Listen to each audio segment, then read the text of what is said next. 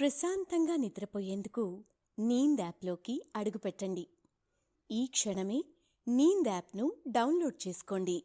ఒత్తిడిని తగ్గించి ప్రశాంతమైన నిద్రలోకి మిమ్మల్ని తీసుకెళ్లే చక్కని కథలు, ధ్యాన పద్ధతులు, ఆహ్లాదకర సంగీతాన్ని మీరు నీంద్ యాప్లో మాత్రమే వినండి. నమస్తే, నేను మీ గౌతమి.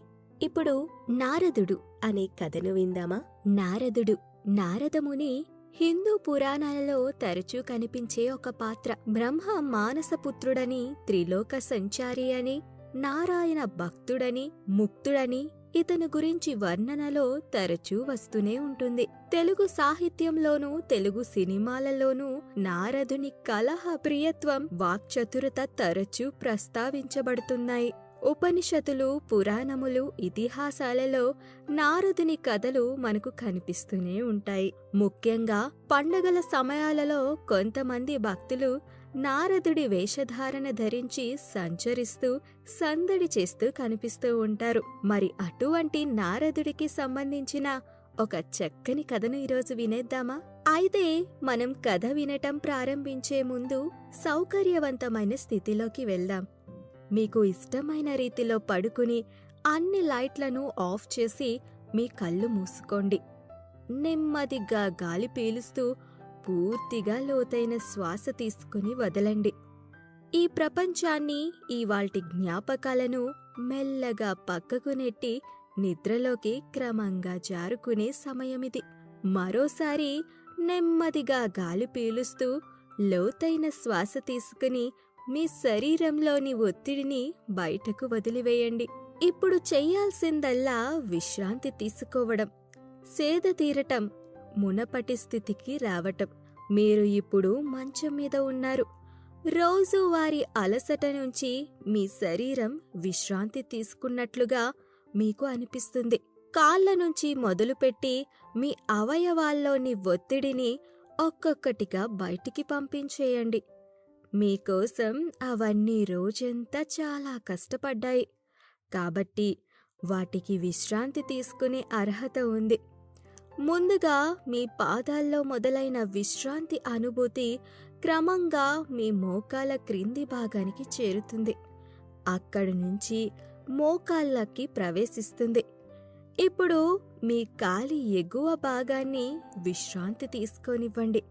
ఈ విశ్రాంతి అనుభూతి క్రమంగా మీ పొత్తి కడుపు నుంచి వెన్నుముక్క మీదగా ఎగువ వీపు వరకు వచ్చి తరువాత ఛాతీలోకి ప్రవేశిస్తున్నట్లుగా గుర్తించండి. అక్కడి నుంచి మీ భుజాల్లోకి, తరువాత చేతుల్లోకి, చివరిగా వేలు కొనల వరకు వెళ్తున్నట్లుగా అనుభూతి చెందండి. ఆపై మీ మెడ, తల, ముఖం వరకు ఆ అనుభూతి ప్రవహిస్తుంది. ఇప్పుడు మీ శరీరం మొత్తం ప్రశాంతంగా, రిలాక్స్డ్గా నిద్రకు సిద్ధంగా ఉంది. త్వరలోనే మీరు చక్కని నిద్రలోకి జారుకుంటారు. డ్రీమ్ ల్యాండ్లో ప్రశాంతంగా ప్రయాణిస్తారు. ఈ ప్రయాణం ఉదయం వరకు కొనసాగుతూ ఉంటుంది. కాబట్టి మీరు కథను వింటున్నప్పుడు మీ శ్వాసను కూడా అనుసరించండి.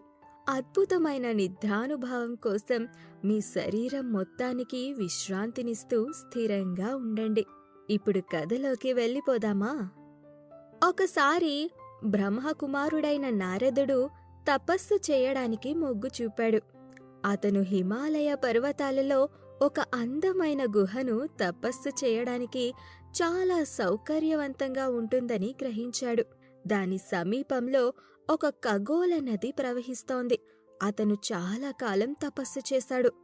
దృఢంగా మరియు స్థిరంగా కూర్చుని మౌనంగా ఉండి శ్వాసను అదుపులో ఉంచుకుని ఇంకా తెలివి యొక్క స్వచ్ఛతను నిలుపుకుంటూ ధ్యానం చేయడం ద్వారా నేనే బ్రహ్మ అనే సాక్షాత్కారం ఏర్పడి బ్రహ్మని ప్రత్యక్షంగా చూసేందుకు దారితీసింది. ఈ గొప్ప నారదుడు మహర్షి తపస్సు చేస్తున్నప్పుడు దేవతల నాయకుడైన ఇంద్రుడు నారదుని ఉద్దేశాన్ని అనుమానించాడు. ఆ మహర్షి తన రాజ్యం కోసమే తహతహలాడుతున్నాడని భావించాడు. నారదుని తపస్సును పాడు చేయడానికి అతను కామదేవ మన్మధుడికి ఆజ్ఞాపించాడు. కామదేవుడు తన భార్య రతి అతని స్నేహితుడు మధుతో కలిసి ఆ ప్రదేశానికి వెళ్లి తనకున్న కలలన్నిటినీ ఉపయోగించుకున్నాడు. వసంతుడు కూడా అహంకారంతో విభిన్న స్వభావం గల తన పరాక్రమాన్ని చాటాడు. కాని ఋషి నారదుడు మనసు చలించలేదు. అసలు ఎటువంటి భంగపాటు కలగలేదు. నారదుని మనస్సు చలించలేదు. కారణమేమిటంటే నారదుడు తపస్సు చేస్తున్న ప్రదేశం శివుడు గొప్ప తపస్సు చేసిన ప్రదేశం. మరి తపస్సును భంగం కలిగించే వారిని ఊరికే వదిలిపెడతాడా? ఆ శివుడు ఋషుల తపస్సును పాడు చేసే కామదేవుణ్ణి శివుడు బూడిదగా మార్చేశాడు. అది చూసిన రతి కామదేవుడికి పునర్జన్మాన్ని కోరుకుంది. దేవతలను అభ్యర్థించింది. ఇదంతా జరిగిన తరువాత దేవతలు మొత్తం ప్రపంచానికి శ్రేయోభిలాషి అయిన శివునికి విజ్ఞప్తి చేశారట. కొంతకాలం తరువాత కామదేవుడు మళ్లీ జీవిస్తాడు. కాని అతని పన్నాగాలు ప్రణాళికలు ఏవీ ఇక్కడ ఫలించవు. ఈ కారణంగానే కామదేవుడి పన్నాగాలు నారదుడిపై ప్రభాలంగా లేవు. కామదేవుడు ఇంద్రుని వద్దకు వెళ్లి తన వైఫల్యాన్ని అతనికి వివరించాడు. ఇంద్రుడు అసలు వాస్తవాలు తెలియక చాలా ఆశ్చర్యపోయాడు. అంతేకాకుండా అతను నారదుణ్ణి మెచ్చుకున్నాడు కూడా. తన తపస్సు పూర్తయిందని తెలుసుకున్న నారదుడు తపస్సు ముగించాడు. తాను కామదేవుణ్ణి జయించినట్లు తలుచుకుంటూ గర్వంతో నిండిపోయాడు. ఎందుకంటే అక్కడ జరిగింది మొత్తం శివుని ఆజ్ఞతో జరిగింది. కాని ఆ మైకంలోనే ఉన్నాడు మన నారదుడు. అతను నిజానికి జ్ఞానం లేనివాడు. శివుని మాయతో భ్రమపడ్డాడు. కేవలం తాను చేసిన తపస్సు వల్లే కామదేవుడు భయపడిపోయాడు అని తలుచుకుంటాడు. నారదుడు కైలాసానికి వెళ్లి స్వదేశానికి వెళ్తాడు. రుద్రుడికి నమస్కరిస్తూ అహంకారంతో తను కామదేవుణ్ణి జయించడం గురించి చెబుతాడు. అది విన్న శివుడు నారదునికి ఇలా సలహా ఇచ్చాడు. నీవు ధన్యుడివి. అయితే మరెక్కడ, ముఖ్యంగా విష్ణువి సమక్షంలో మాత్రం ఇలా మాట్లాడుకు సుమి అని చెప్పసాగాడు. కాని ఇప్పటికీ శివుని మాయా ప్రభావంలో ఉన్న నారదుడు అతని సలహా తీసుకోలేదు. అప్పుడు ఆ ఋషి నారదుడు బ్రహ్మలోకానికి వెళ్తాడు. బ్రహ్మకు నమస్కరించి అతను తన తపస్సు ఫలితంగా కామదేవుడిపై విజయం గురించి చెబుతాడు. అది విన్న బ్రహ్మ శివుని పాదాలపై నారదుడి ఋషి తపస్సు చేసిన కారణంగానే ఇలా జరిగిందని తెలుసుకుంటాడు. అప్పుడు అతను తన కొడుకు నారదుడి మీద మండిపడి నారదుడు చెప్పిన మాటలను పక్కన పెడతాడు. బ్రహ్మ కూడా నారదుడికి తన వంతు సలహాలు ఇవ్వడం చేసినప్పటికీ నారదుడు ఇంకా బ్రహ్మ సలహా తీసుకోడానికి సిద్ధంగా లేడు. ఎందుకంటే ఇప్పుడు శివుని మాయలో ఉండి నారదుడు తానే గెలిచానని భ్రమలో ఉన్నాడు. అంతేకాదు గర్వపడుతున్నాడు కూడా. అప్పుడు నారదుడు విష్ణులోకానికి అతి తక్కువ సమయంలోనే విష్ణువుని సాధించినందుకు ప్రగల్భాలు పలికాడు. తరువాత విష్ణువు నారదుని దగ్గరికి వచ్చినప్పుడు అతని సందర్శన ఉద్దేశాన్ని ఊహించగలిగాడు. అతను ఇలా అన్నాడు: నువ్వు ధన్యుడివి. నీ సందర్శన నన్ను పవిత్రం చేస్తుంది. నువ్వు ఎక్కడ్నుంచి వచ్చావో, ఎందుకు వచ్చావో నేను తెలుసుకోవచ్చా? విష్ణువు యొక్క ఈ మాటలు విన్న నారద మహర్షి ఉప్పొంగిపోయాడు. అతను తన కథను అదే అహంకారంతో చెప్పుకొచ్చాడు. నారద మహర్షి అహంకారపూరితమైన మాటలు విన్న విష్ణువు శివుని కమలం లాంటి పాదాలను స్మరించాడు. అంతేకాకుండా అసలు కారణం అర్థం చేసుకున్నాడు. అప్పుడు విష్ణువు కావాలని నారదుడి వైపు చూస్తూ, నువ్వు నిజంగా చాలా గొప్పవాడివి. బ్రహ్మచార్యం కోసం నువ్వు చేసిన తపస్సు అమోఘం. నీ వంటివాడు ఈ లోకంలో ఒక్కడునూ లేడు. నిజంగానే తెలివితేటలు అమోఘం. నువ్వు నిజంగా అందరికీ స్ఫూర్తిదాయకం. అసలు నీవు కామదేవుణ్ణి ఇప్పుడే కాదు, ఎప్పుడో ఓడించి ఉండేవాడివి. అంత గొప్ప సాహసాలు, అంత ధైర్య పరాక్రమాలు నీలో కనిపిస్తూనే ఉన్నాయి అంటూ నారదుడిని ఎన్నో రకాలుగా పొగడ్తలతో ముంచెత్తుతాడు విష్ణు. ఇలాంటి మాటలు విన్న నారదుడు తనలో తాను నవ్వుకున్నాడు. కాని విష్ణువుతో వినయంగా మాట్లాడాడు. విష్ణువు వైపు చూస్తూ, మీరు నాకు అనుకూలంగా ఉంటే కామదేవుడు మాత్రం నన్నేం చేయగలడు అని చెప్పి నారద ఋషి విష్ణువుకి నమస్కరించి వెళ్ళిపోయాడు.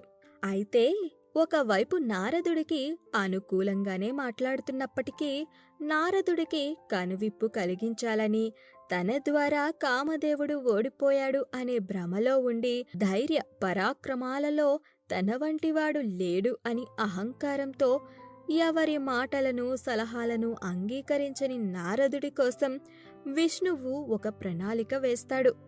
నారదుడు తన దారిలో వెళ్లే సమయంలో విష్ణువు తన మాయతో ఒక పెద్ద అద్భుతమైన నగరాన్ని సృష్టించాడు. అది నిజంగా స్వర్గం కంటే చాలా అందంగా ఉండే నగరం. ఆ నగరంలో ధనవంతుడు మరియు సంపన్నుడైన శిలనిధి అనే రాజు తన కుమార్తె కోసం అదే సమయంలో స్వయంవరం అని బ్రహ్మాండమైన వేడుకను చేసేందుకు సిద్ధపడతాడు. యువరాణిని దక్కించుకునేందుకు నలుమూలల నుంచి ఎన్నో ప్రాంతాల నుండి తెలివైన రాజకుమారులు ఎంతో మంది రావడం జరిగింది. అటువంటి అందమైన నగరాన్ని చూసిన నారదుడు మంత్రముగ్ధుడైపోయాడు.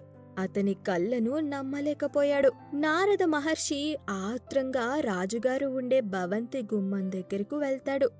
మహర్షి రాజభవనానికి వెళ్లిన తరువాత అసలు ఊహించని విధంగా రాజు శిలనిధి అతనిని ఆరాధించి అద్భుతమైన సింహాసనంపై ఆసనం ఇచ్చాడు. అతను తన కుమార్తె అదేవిధంగా ఆయన భార్యను పిలిపించి నారదుని పాదాల వద్ద మోకరిల్లమని కోరాడు. ఆ రాజుగారు నారదునితో ఇలా చెప్పాడు. నారద మహర్షి, మా కుమార్తెకు వివాహ వయసు వచ్చింది. ఆమె అర్హత కలిగిన వరుడి కోసం వెతుకుతోంది. ఆమె భవిష్యవాణిని చెప్పండి అంటూ ఋషిని కోరాడు రాజుగారు. ఆ సమయానికి నారదుడు తన బ్రహ్మచార్యాన్ని పక్కన పెట్టి రాజకుమారి మీద మనసు పారేసుకున్నాడు. పాపం ఆమెను కోరుకున్నాడు. మనసులో ఒక ప్రణాళిక వేసుకుని రాజుగారితో ఇలా అంటాడు. మీ కుమార్తె అన్ని గుణాలను కలిగి ఉంది. ఆమె కాబోయే భర్త ఖచ్చితంగా ఒక అద్భుతమైన దేవుడు, అందరికీ ప్రభువు. ప్రశాంతంగా నిద్రపోయేందుకు నీంద్ యాప్లోకి అడుగుపెట్టండి. ఈ క్షణమే నీంద్ యాప్ను డౌన్లోడ్ చేసుకోండి. ఒత్తిడిని తగ్గించి ప్రశాంతమైన నిద్రలోకి మిమ్మల్ని తీసుకెళ్లే చక్కని కథలు, ధ్యాన పద్ధతులు, ఆహ్లాదకర సంగీతాన్ని మీరు నీంద్ యాప్లో మాత్రమే వినండి. అజేయుడు వీరుడు, శివునితో సమానంగా మరియు కామదేవునితో పోటీపడే మనిషి. ఇలా చెప్పి నారదుడు రాజు దగ్గర సెలవు తీసుకున్నాడు. ప్రేమ కారణంగా సతమతమవుతున్న నారదుడు యువరాణిని ఆకర్షించడానికి విష్ణువు యొక్క రూపాన్ని పొందాలని మనస్సులోనే తలచి ఎలాగోలా విష్ణులోకానికి వెళ్తాడు. అతను ఏదీ దాచుకోకుండా తన వ్యవహారాన్ని విష్ణుకి వివరించాడు. అద్భుతమైన రూపంతో ఉండాలని అతను దయను అభ్యర్థించాడు. అన్ని విషయాలు తెలుసిన విష్ణువు నారదుడి ఆలోచనను పసిగట్టాడు. విష్ణువు ఋషి చెప్పిన ఈ మాటలు విని ఋషికి తనలాంటి రూపం హరిముఖాన్ని అనుగ్రహించాడు. హరి అంటే నిజానికి కోతిన పోలిన ముఖం.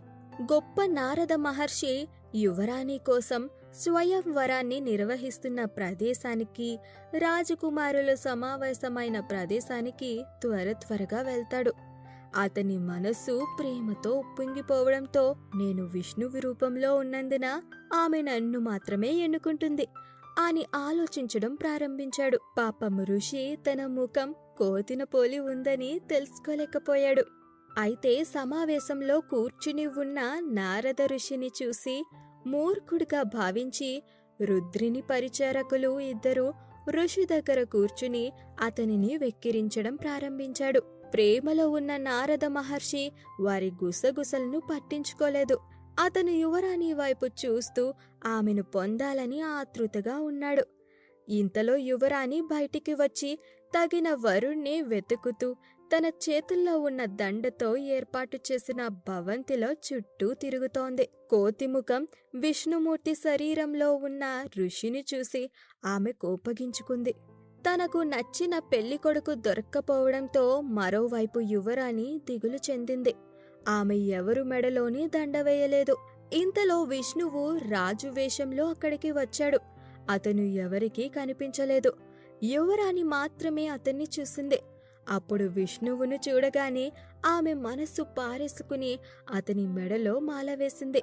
ప్రేమలో పీకల్లోతు మునిగిపోయిన నారద మహర్షి మితిమీరిన ఉద్రేకానికి లోనయ్యాడు. నారదుడి పక్కన కూర్చున్న పరిచారకులు నారదుడి వైపు చూస్తూ ఇలా అన్నారు: ప్రేమలో భ్రమపడి ఆమెను పొందాలని ఎంతో కోరుకున్నట్లున్నావు పాపం. నీ ప్రయత్నం ఫలించలేదు సుమి. చూడు, నీ మొహం కోతి మొహంలో ఎంతో హాస్యాస్పదంగా ఉంది తెలుసా అని వారి మాటలు విన్న నారదుడు ఆశ్చర్యపోయాడు. నారద మహర్షి అనుమానంతో అద్దంలో చూసుకున్నాడు. కోతి ముఖంలా ఉన్న అతని ముఖాన్ని చూడగానే కోపం తెచ్చుకున్నాడు. భ్రమపడిన మహర్షి తనని హేళన చేసిన ఇద్దరి పరిచారకులను శపించాడు. నారదుడు వెంటనే వాళ్ళ వైపు చూస్తూ, మీరు నన్ను ఎగతాళి చేసినందుకు మీరు వికారమైన రూపంలో జన్మించిన రాక్షసులవుతారు అని పరిచారకులను శపించాడు. తరువాత విష్ణులోకానికి వెళ్తాడు నారద మహర్షి. నారదుడు విష్ణువుతో ఇలా అన్నాడు: నువ్వు ఒక స్త్రీ విషయంలో నన్ను నిజంగా బాధపెట్టావు. ఓ హరి, నీ మోసపూరిత వ్యూహాలతో ఎన్నో ప్రణాళికలు వేశావు. నీవు అనుకరించిన మానవ రూపంలో నీవు దుఃఖాన్ని అనుభవిస్తావు. నువ్వు ఎవరు ముఖాలను నాకు కేటాయించావో వారినే మీ మిత్రులుగా పొందుతావు. మీరు స్త్రీ నుండి విడిపోయే దుస్థితిని పొందుతారు. అజ్ఞానంచే భ్రమపడిన మానవుని కష్టాలను మీరు అనుభవిస్తారు. అలా అజ్ఞానంతో భ్రమపడిన నారదుడు హరిని శపించాడు. విష్ణువు సాంబుని మాయను స్తుతిస్తూ శాపాన్ని నిశ్శబ్దంగా అంగీకరించాడు. ఆ తరువాత శివుడు తన మంత్రముగ్ధులను చేసే మాయను ఉపసంహరించుకున్నాడు. ఆ తరువాత నారదుడు మునుపటిలాగే జ్ఞానవంతుడయ్యాడు. మాయ నుండి విముక్తి పొందాడు.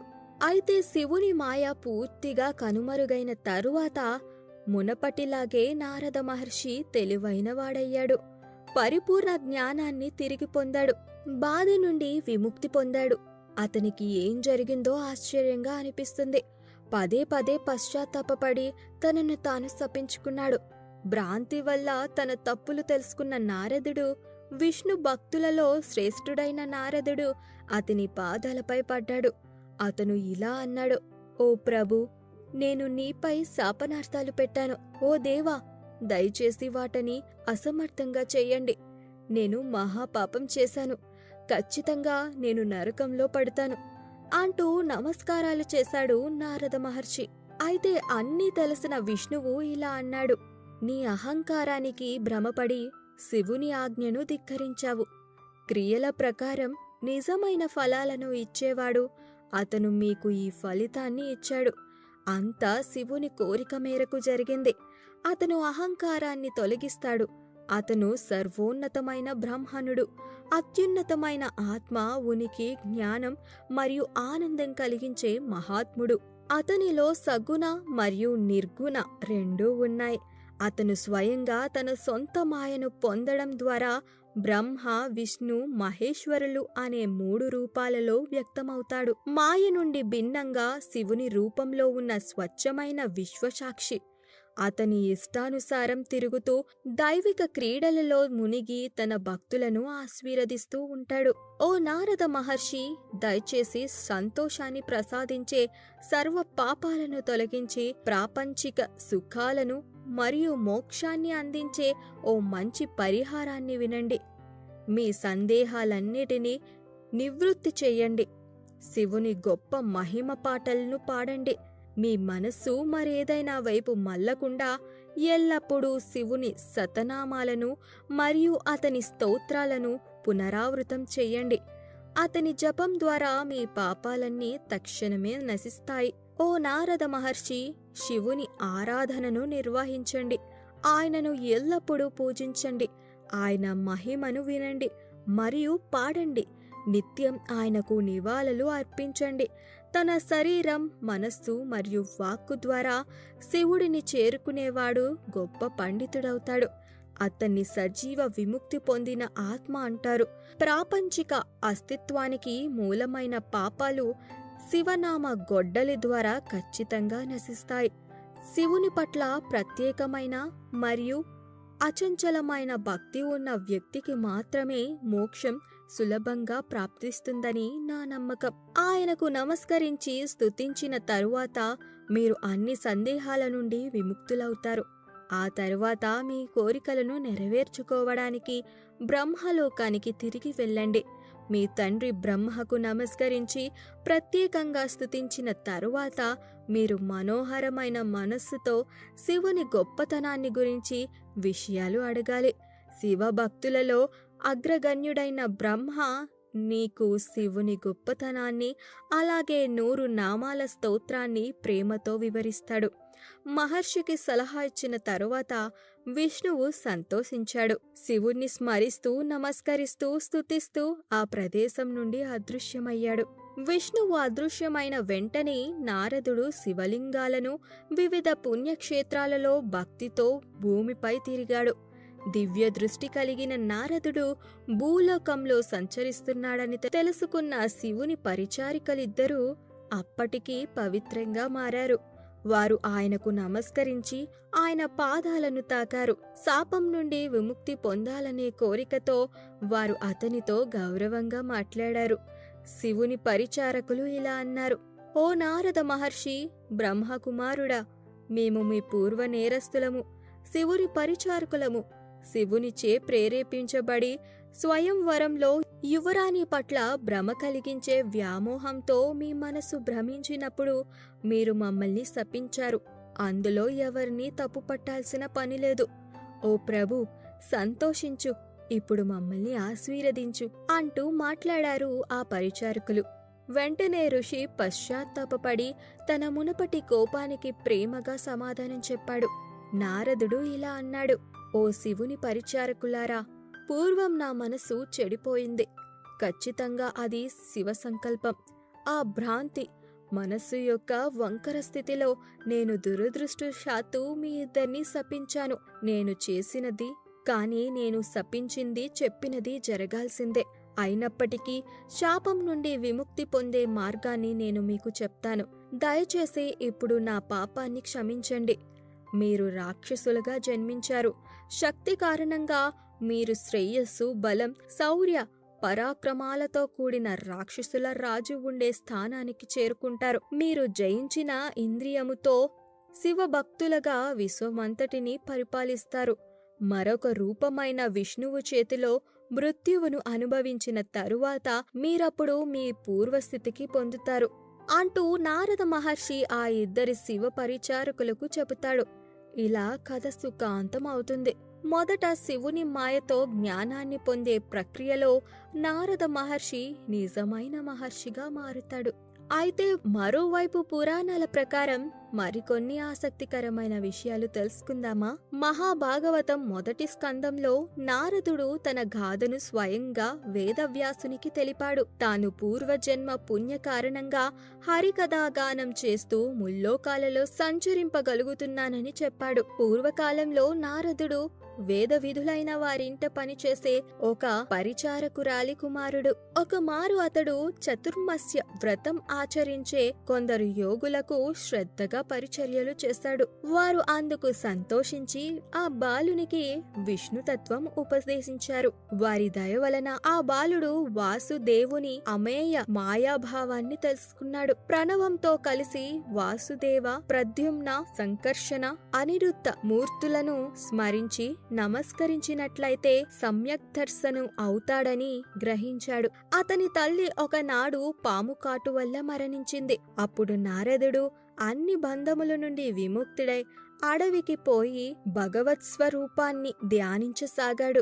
ఏకాగ్రత జ్ఞాన సమయంలో అతని మనస్సులో భగవత్ స్వరూపం గోచరించింది. కాని మరుక్షణమే అంతర్ధానమైంది. చింతాక్రాంతుడైన నారదుడు అడవిలో తిరుగుతుండగా అతనికి దివ్యవాణి ఇలా ఉపదేశించింది: ఈ జన్మలో నీవు నన్ను పొందలేవు, కాని నా దర్శనం వల్ల నీ సందేహాలు తొలగి అచంచలమైన భక్తి చేకూరుతుంది. ఈ శరీరం త్యుజించిన పిమ్మట నా పార్షాదుడువై నన్ను పొందగలవు అని చెప్తుంది దివ్యవాణి. నారదుడు సంతుష్టుడై నిరంతరం హరినామ జపం చేస్తూ కాలం గడిపి అంతిమ సమయం ఆసన్నమైనప్పుడు తన దేహాన్ని త్యజించాడు. అనంతరం ప్రళయకాలం సమీపించగా ఒక సముద్రంలో ఉన్న ఒక జలరాశి మధ్యలో నిద్రకు ఉపక్రమించిన బ్రహ్మశ్వాసలో ప్రవేశించి ఆయనలో లీనమయ్యాడు నారద మహర్షి.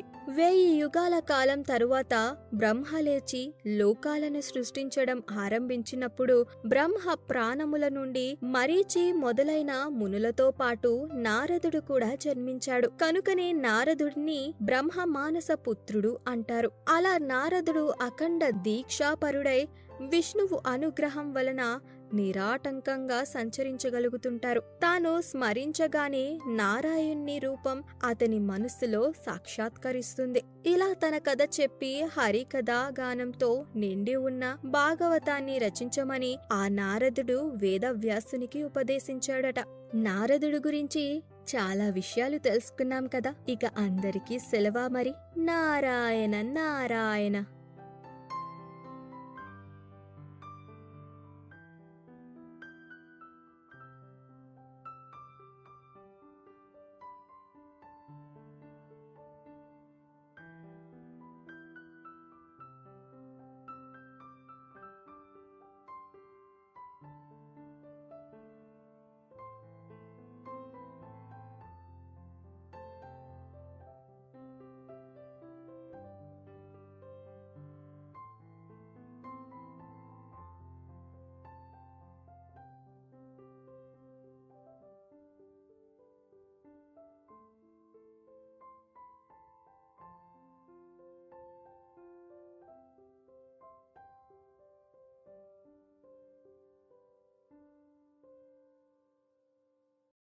ప్రశాంతంగా నిద్రపోయేందుకు నీంద్ యాప్లోకి అడుగుపెట్టండి. ఈ క్షణమే నీంద్ యాప్ను డౌన్లోడ్ చేసుకోండి. ఒత్తిడిని తగ్గించి ప్రశాంతమైన నిద్రలోకి మిమ్మల్ని తీసుకెళ్లే చక్కని కథలు, ధ్యాన పద్ధతులు, ఆహ్లాదకర సంగీతాన్ని మీరు నీంద్ యాప్లో మాత్రమే వినండి.